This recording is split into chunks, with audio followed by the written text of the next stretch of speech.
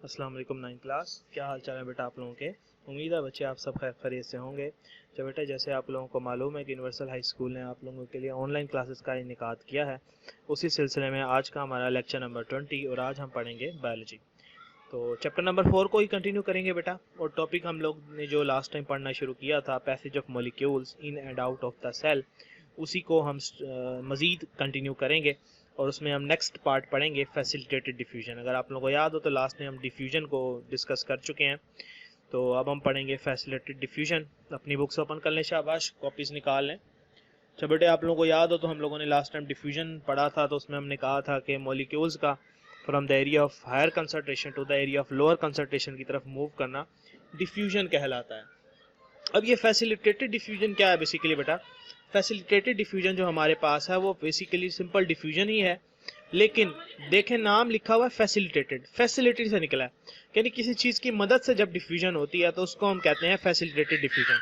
अगर हम इसको आगे कंटिन्यू देखें तो बेटा देखिए क्या लिखा हुआ, कहता है many molecules do not diffuse freely across the cell membrane because of their size और चार्ज। कहता है कुछ मॉलिक्यूल्स हैं, मतलब मैनी मॉलिक्यूल्स, बहुत सारे मॉलिक्यूल्स हमारे पास जो है वो सेल मेम्ब्रेन के अक्रॉस फ्रीली घूम नहीं सकते, मतलब खुद ब खुद ही आ जा नहीं सकते।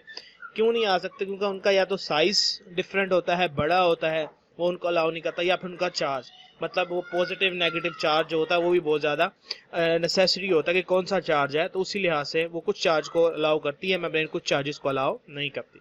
तो such molecules are taken in और out of the cell with the help of transportation proteins या फिर transport proteins present in the cell membrane.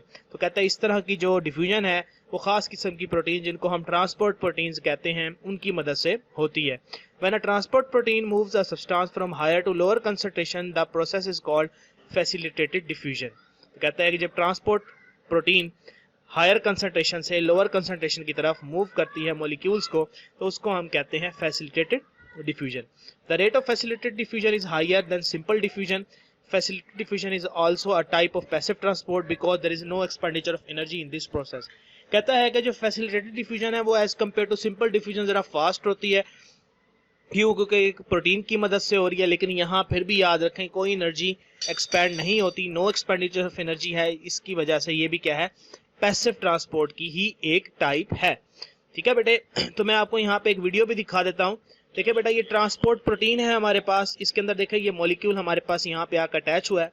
अब ये ट्रांसपोर्ट प्रोटीन क्या करेगी, इसको यहाँ से out of the cell to the inside of the cell move करेगी। देखिएगा अभी बेटा, ये इसको यहाँ से प्रेस करेगी तो हमारे पास जो है ये मॉलिक्यूल अंदर की तरफ आ जाएगा। देखिए इसको प्रेस किया, ये मॉलिक्यूल तो अंदर आ गया, क्योंकि यहाँ पे इसकी मॉलिक्यूल ज्यादा है, यहाँ 4 है, यहाँ पे 2 है। तो फिर से इसी तरह से ये उसको वहाँ पे इसको यहाँ पे मूव करेगी कि यहाँ भी 3 हो जाए और यहाँ भी क्या हो जाए, 3 हो जाए। तो इस तरह से हमारे पास फैसिलिटेटेड डिफ्यूजन का प्रोसेस होता है। तो देखें ये आपकी किताब में भी एक डायग्राम बनी हुई है कि ये सेल मेम्ब्रेन है, ये डिफ्यूजन हो रही है जो बिना किसी चीज़ की मदद से है, और अगर डिफ्यूजन हो with the help of transport protein तो वो क्या बन जाती है, फैसिलिटेटेड डिफ्यूजन। ठीक है बेटा, तो ये जो हमारा हमने टॉपिक स्टार्ट किया था पैसिव ट्रांसपोर्ट, उसमें हमने 2 पढ़े, डिफ्यूजन पढ़ा, फिर हमने पढ़ा फैसिलिटेटेड डिफ्यूजन, और अब लास्ट पार्ट इसका हम स्टार्ट करने लगे हैं ऑस्मोसिस। ऑस्मोसिस क्या होता है बेटा? अब ऑस्मोसिस को पढ़ने से आप लोगों ने एक बात सबसे पहले समझनी है, उसको पढ़ना है, वो क्या है, हाइपरटोनिक सॉल्यूशन। हाइपरटोनिक सॉल्यूशन क्या है, has relatively more solute, hypertonic solution has relatively less solute, isotonic solution have equal concentration of solutes. कहता है कि हाइपरटोनिक सॉल्यूशन ऐसा सॉल्यूशन है जिसके अंदर सोल्यूट क्या होगा, ज्यादा होगा, यानी वो कंसंट्रेटेड होगा। और हाइपरटोनिक सॉल्यूशन ऐसा सॉल्यूशन होगा जिसमें सोल्यूट कम होगा, जिसको हम डाइल्यूट सॉल्यूशन भी कह सकते हैं। और आइसोटोनिक सॉल्यूशन ऐसा होगा जिसमें सोल्यूट और सॉल्वेंट की अमाउंट जो है वो कंपेरेबल होती है, तकरीबन बराबर बराबर होती है, इसलिए हम उसको क्या कहते हैं, आइसोटोनिक सॉल्यूशन कहते हैं। क्लियर है बेटा ये बातें? अच्छा जी, अब आगे चलते हैं। देखें लिखा हुआ है, कहता है osmosis is the movement of water across semi-permeable membrane from a solution of lesser solute concentration to the solution of higher solute concentration।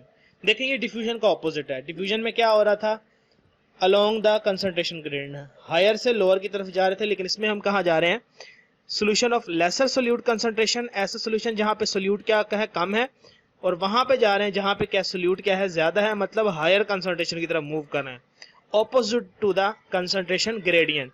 अगर आप यहाँ पे देखें तो एक डायग्राम है या डाइल्यूट सोल्यूशन है बेटा, यहाँ पे देखें रेड वाले शुगर मॉलिक्यूल्स है, मतलब सोल्यूट है, यहाँ कम है, यहाँ सोल्यूट क्या है ज्यादा है। लेकिन अब इसमें क्या हो रही है, ऑस्मोसिस हो रही है, जिसकी वजह से देखें water moves from dilute to concentrated.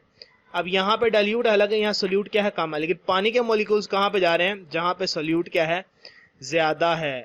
तो इसको हम क्या कहते हैं, ऑस्मोसिस। और याद रखें डिफ्यूजन और ऑस्मोसिस में फर्क क्या है, वो फर्क ये है कि डिफ्यूजन जो है अलोंग द कंसंट्रेशन ग्रेडियंट होती है, lower concentration to higher concentration, लेकिन ऑस्मोसिस क्या होती है, higher solute concentration to lower solute concentration. याद रखें सोल्यूट की बात हो रही है ऑस्मोसिस में, ठीक है, खाली कंसंट्रेशन की बात नहीं हो रही, लेकिन डिफ्यूजन में हमने खाली कंसंट्रेशन की बात की थी। क्लियर है बेटे? अच्छा आगे देखिए, कहता है the rules of osmosis can be best understood through the concept of tonicity of solution. Tonicity of solution का क्या मतलब होता है बेटा, कि सोल्यूट में कितना सोल्यूट है। देखिए आगे लिखा हुआ है the term tonicity refers to the relative concentration of solutes in the solution are being compared. ठीक है, हमने दो सोल्यूशन अगर लिए हैं तो उनमें हम जब देखते हैं कि किसमें कितना सोल्यूट है तो वो उसकी क्या बन जाती है, टोनिसिटी बन जाती है। ठीक है बेटा, तो यहाँ पे हमारा एक लॉन्ग क्वेश्चन कंप्लीट होता है। तो मैं आपको दोबारा बता देता हूँ कि ये लॉन्ग क्वेश्चन में आपने क्या क्या और कैसे कैसे लिखना है। सबसे पहले आपने लिखनी है पैसिव ट्रांसपोर्ट की डेफिनेशन, जो लास्ट लेक्चर में मैंने आपको लिखवाई थी। उसके आप लिखेंगे कि 3 टाइप्स की होती है डिफ्यूजन, फिर डिफ्यूजन लिखेंगे बेटा सारा। उसके बाद फिर लिखेंगे आप फैसिलिटेटेड डिफ्यूजन। ठीक है बेटे, अब फैसिलिटेटेड डिफ्यूजन आप कैसे लिखेंगे, यहाँ से लेकर यहाँ तक पहले इसकी आप डेफिनेशन लिखेंगे। डेफिनेशन लिखने के बाद फिर आप यहाँ से लेकर यहाँ तक, ठीक है, और फिर उसके बाद यहाँ से लेकर यहाँ तक लिखेंगे। क्लियर है? उसके बाद फिर आप लिखेंगे ऑस्मोसिस, यहाँ से लेकर यहाँ तक। ठीक है, ये डायग्राम बनाना चाहें तो ये डायग्राम भी आप लोग बना सकते हैं इसके अंदर। डन है बेटा? क्लियर है? समझ आ गई? तो ये पूरा लॉन्ग क्वेश्चन है, काफी ज्यादा इंपॉर्टेंट है। ठीक है, तो इसको आपने अच्छे से याद करना है। ये जरा लेंथी लॉन्ग क्वेश्चन है बेटा, इस चैप्टर में काफी बड़ा लॉन्ग क्वेश्चन है। आसान सा है लेकिन थोड़ा सा लेंथी है। ठीक है बेटा, तो इसको याद कर लीजिएगा। नेक्स्ट टॉपिक में इंशाल्लाह हम आगे पढ़ेंगे वाटर बैलेंस प्रॉब्लम्स। अपना ख्याल रखिएगा बेटे, नेक्स्ट लेक्चर में मुलाकात होती है आपसे। अल्लाह हाफिज।